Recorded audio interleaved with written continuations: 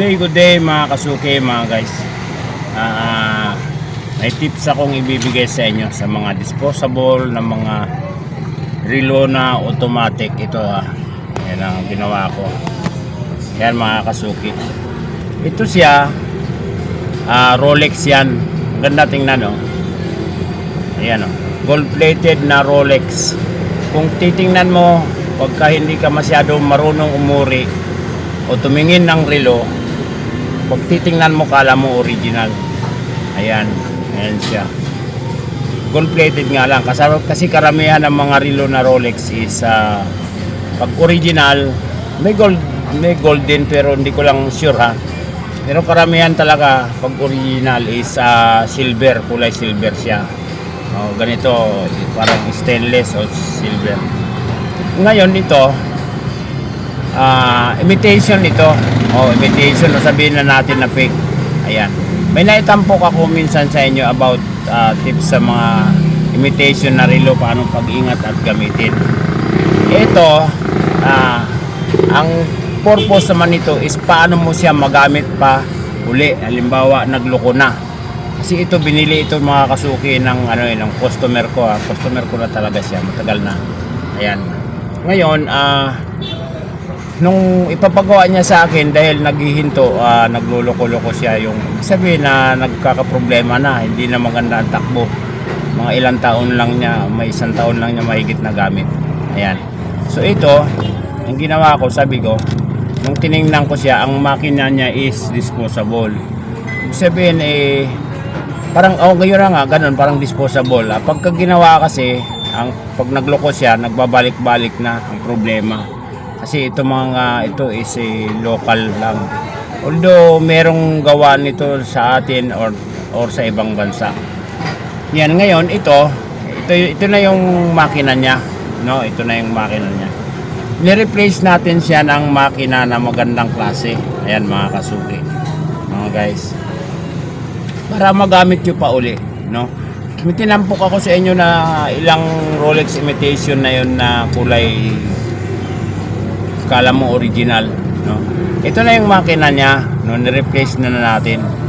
Ayan, magandang klaseng makina ito. Ayan, ni-recondition muna natin bago natin siya kinabit. Fitted talaga siya dito. Ayan mga guys, mga kasuki. So ganun ang gawin ninyo, no? Halimbawa, meron kayong mga ganitong mga makina na nabili ninyo na fake ang makina o hindi original, ganun. Sabihin sa inyo na pag nagloko is magbalik-balik na ang problema. Pa-replace nyo mga kasuki ng makina na magandang klase. Ayan. Sasabihin naman sa inyo ng manggagawa, ito bang ganang pwedeng pang replacement na makina na original na fitted para dito. So yun ang ginawa natin, no? Yun ang ginawa ko. Marami na akong ginawa ng mga ganito, nire-replace natin, which is maganda naman yung mga resulta. At merong doktor, yan, merong pulis na mga suki din natin, natuwa sila, may sundalo, ganon, retire. Ayan. So hindi lang, iba't iba, marami na, siguro mga 10 mahigit na ganitong ginawa ko, na-replace natin. So ganun ang gawin ninyo mga kasuki, no? Ito kasi siya parang original tingnan. Maganda siya tingnan, nagagandahan ako. So para mapakinabangan at magamit pa uli ninyo, no?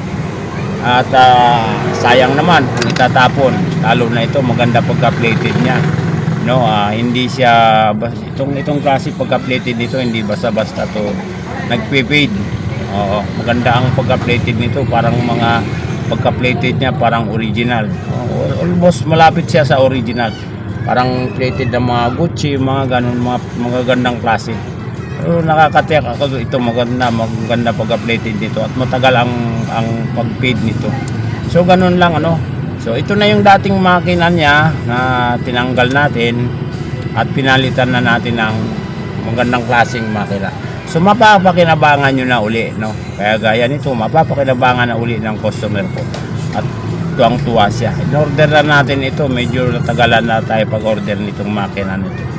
Kasi medyo nag-antay pa tayo ng pumipili rin tayo ng maganda pang klase na makina na pwedeng i-replace natin. hindi naman tayo nakakapag-replace ng makina na yung talagang bagong-bago. Ang replacement natin is mga second hand na rin na mga makina. Pero okay yan at kondisyon, no? Bago natin kinakabit. So ganun lang kasimple. Mapapakinabangan nyo pa uli at magagamit pa. Ganun lang kasimple yan. O di ba?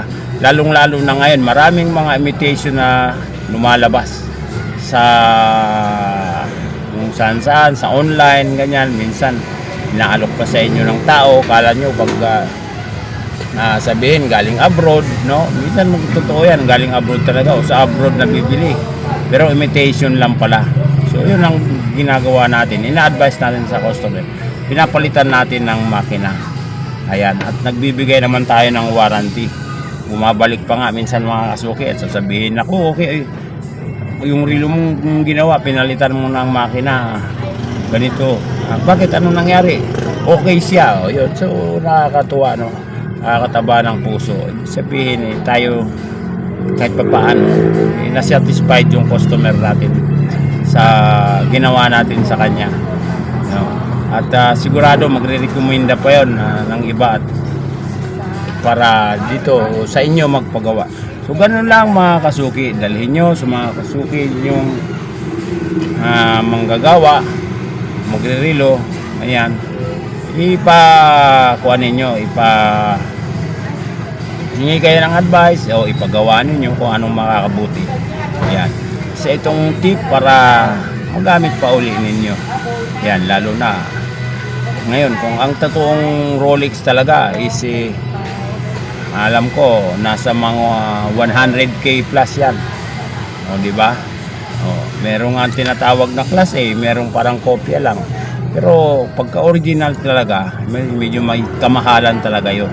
Alam naman natin pagka imitation sa presyo pa lang malayong malayo doon sa original, no? Ganon. Lalo na sa mga online. Maraming inganyo talaga ngayon sasabihin original. Minsan yung tao pa mismo magsasabi original yan. Ganito yan, galing abroad yan. Nga, galing nga abroad pero fake naman, di ba? So ganon mga kasuki. Yan. Maganda siyang klase. Mapapakinabangan pa, di ba? Papalitan mo lang ng makina, hindi naman din gaano kamahalan. Para gumastos kayo ng pagkalaki-laki, hindi magagamit pa ninyo, di ba? Mapakinabangan pa ninyo.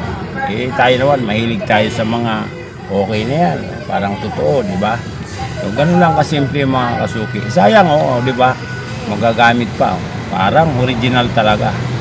Yon, dalhin nyo lang sa mga kakilala ninyong manggagawa at ipaayos ninyo, papalitan nyo ng makina. Ganun lang kasimple. So yun na siya. Ayan. So ganun mga kasuki, thank you very much. Ayan, Rolex imitation, pwedeng gawa ng paraan o remedyo na magamit pa uli para mapakinabangan pa ninyo.